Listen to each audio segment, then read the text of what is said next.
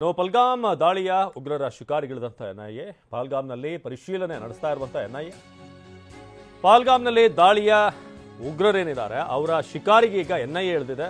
ಪಹಲ್ಗಾಮ್ನಲ್ಲಿ ಪರಿಶೀಲನೆ ನಡೆಸ್ತಾ ಇದೆ.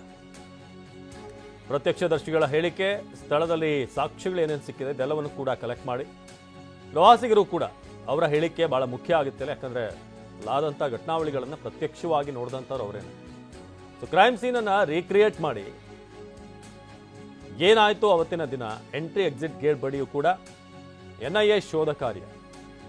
ಸೊ ಉಗ್ರ ದಾಳಿ ಪ್ರಕರಣದ ತನಿಖೆ ಎನ್ಐಎಗೆ ಸಹಜವಾಗಿ ಉಗ್ರರ ಚಟುವಟಿಕೆ ಇದ್ದಾಗ ಎನ್ಐಎ ಅದನ್ನು ಡೀಲ್ ಮಾಡೋದು, ಹ್ಯಾಂಡಲ್ ಮಾಡೋದು.